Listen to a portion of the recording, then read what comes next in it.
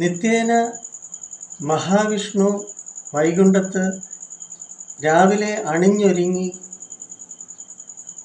ശംഖ ചക്ര ഗദാഹസ്തനായിട്ട് ആണല്ലോ എഴുന്നള്ളുന്നത്. അങ്ങനെ ഒരു നാൾ അദ്ദേഹം മേക്കപ്പ് ഇട്ട് വന്ന സമയത്ത് നോക്കിയപ്പോഴത്തേക്ക് അദ്ദേഹത്തിൻ്റെ മുകളിലത്തെ കയ്യിൽ എപ്പോഴും വെക്കുന്നതായിട്ടുള്ള ശംഖ് കാണാനില്ല. അപ്പോൾ ശംഖ് എന്നാൽ വിജയം, പ്രപഞ്ചത്തിൻ്റെ ക്രമം എന്നൊക്കെയാണല്ലോ അതിൻ്റെ സൂചന.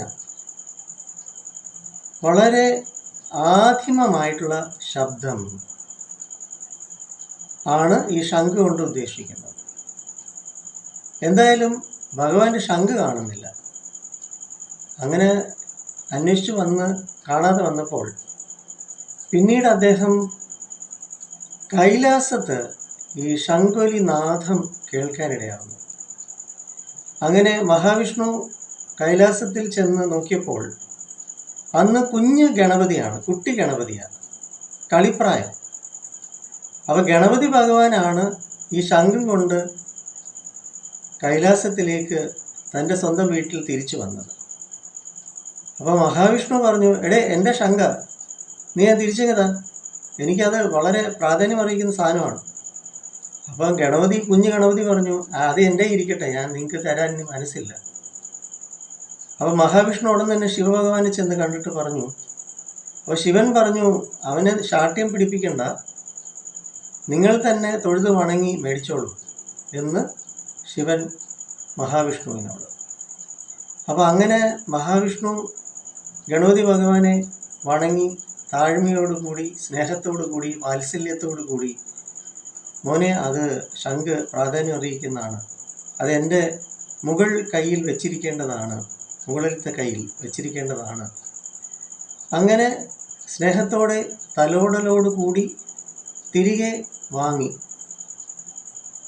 അങ്ങനെ ആണ് ഈ ശംഖ് തിരിച്ച് ഗണപതി ഭഗവാന്റെ കയ്യിൽ നിന്ന്, കുഞ്ഞ് ഗണപതി ഭഗവാന്റെ കയ്യിൽ നിന്ന് മഹാവിഷ്ണു ലഭിച്ച ഒരു കഥ, സങ്കല്പ കഥ പുരാണത്തിൽ. അതുകൊണ്ട് ഈ കഥ നമ്മെ സൂചിപ്പിക്കുന്നത്, എവിടെയും നമ്മൾ അഹങ്കരിക്കോ ധിക്കരിക്കോ ദേവനാണെങ്കിൽ പോലും സ്വയം ആര് എന്ത് സ്ഥാനമാനങ്ങൾ ഇരുന്നാലും ശരി തന്നെ എളിമ വിനയം ഉണ്ടായിരിക്കണം. ധിക്കാരം അഹങ്കാരം പാടില്ല. അത് വഴക്കിലേക്കും അസ്വസ്ഥതകളിലേക്കും കലഹങ്ങളിലേക്കും അപകടങ്ങളിലേക്കും കൊണ്ടെത്തിക്കുകയുള്ളൂ എന്നതാണ് ഈ കഥയിലൂടെ ലഭിക്കുന്നതായിട്ടുള്ള പൊരുൾ. ഈ കഥ നമ്മെ പഠിപ്പിക്കുന്നത്.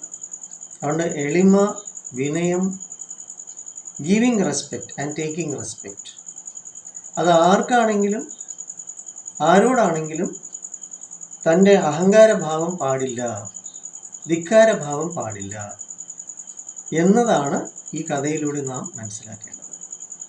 ഞാൻ സൈക്കോളജിസ്റ്റ് നാഗരാജ്, അയത്തിലെ മെഡിട്രീന ഹോസ്പിറ്റലിലെ സൈക്കോളജിസ്റ്റാണ്. നമുക്ക് മുഖത്തലയിലും സ്വന്തമായിട്ട് NP സ്കൂൾ ഓഫ് തോട്ട്സ് ഉണ്ട്. സൈക്കോളജി പരമായിട്ട് counselling, psychotherapy, hypnotherapy, child psychology, adult lesson counselling ഒക്കെ പ്രയോജനപ്പെടുത്തു. 9605743596 വരിക. വെൽക്കം.